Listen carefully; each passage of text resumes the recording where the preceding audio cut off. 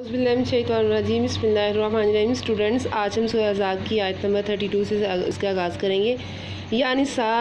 नबी ही, ए नबी की बीवियों, लस्तुन्ना नहीं हो तुम का अहदिन मानिद मिनन निसाई औरतों के,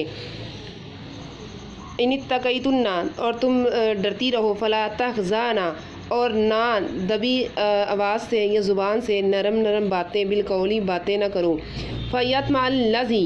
और ना लालच में पड़ जाए वो, फ़ी क़ल्बि ही जिसके दिल में मरज़ुन मरज़ है, वक़ुलना और कह दीजिए या कहो कौलन बात करना मारूफ़ा अच्छे तरीके से। ए पैगंबर की बीवियों, तुम आम औरतों की तरह नहीं हो। अगर तुम परहेज़गार हो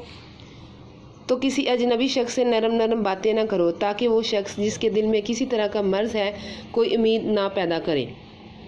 और दस्तूर के मुताबिक बात करो। वह करना और ठहरी रहो, फ़ी बयूतिकुन्ना अपने घरों में, वला तबर्रजना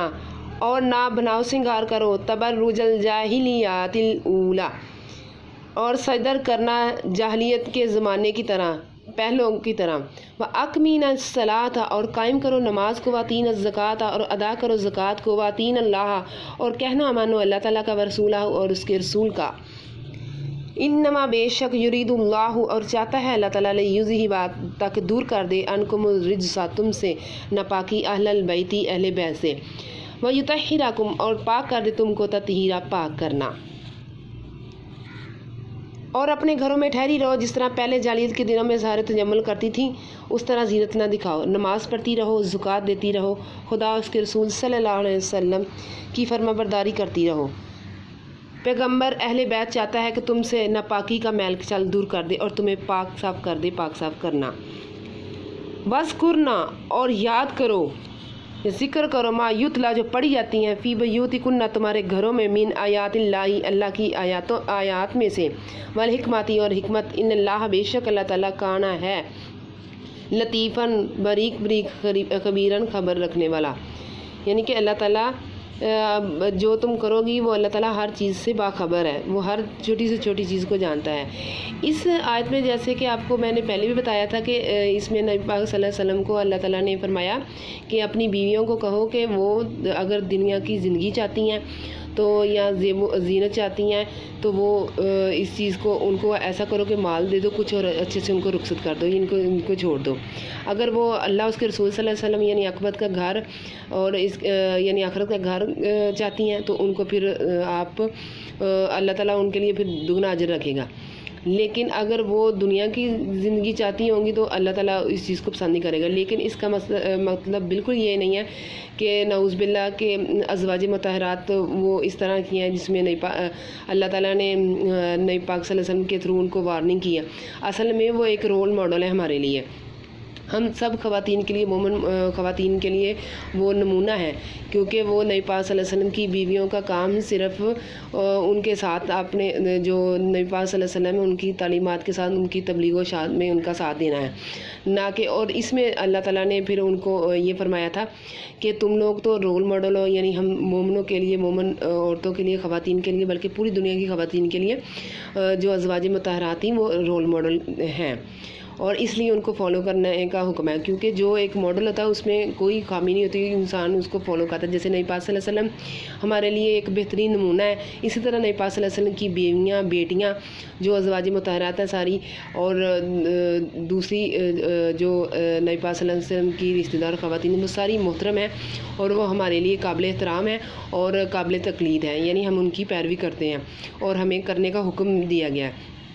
फिर अगली आयत में भी अल्लाह ताला ने फिर उनको कहा है कि तुम लोग यानी कि नबी भी की बीवियों को फरमाया है कि अगर तुम में से कोई घर से बाहर ना निकलो, अगर किसी को जाना पड़े, हाँ वो ज़रूरत के वक्त जा सकती है, जैसे अगर उम्रा हज वगैरह करना है तब जा सकती है, वालिदैन की खिदमत के लिए या किसी काम के लिए वो घर से बाहर जा सकती है या निकल सकती है, लेकिन इसके अलावा वो घर से बाहर नहीं जा सकती। इसका मतलब है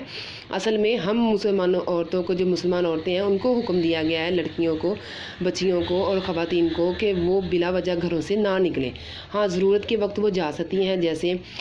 हज उम्रा करना, वालिदैन की खिदमत के लिए, किसी से मुलाकात करने के लिए, या तबीब के पास यानी बीमारी की सूरत में किसी डॉक्टर के पास जा सकती हैं।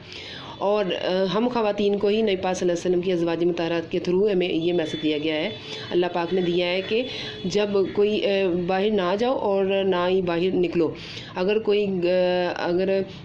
हमारे कोई बाहर आ जाए तो हमें हुक्म नहीं है कि किसी अजनबी मर्द से या किसी गैर महरम से हमें किसी भी बंदे से हम नरम लहजे में बात करें, क्योंकि अगले बंदे का अगर आप मीठे मीठे लहजे में किसी से बात करेंगे तो जो अगला बंदा है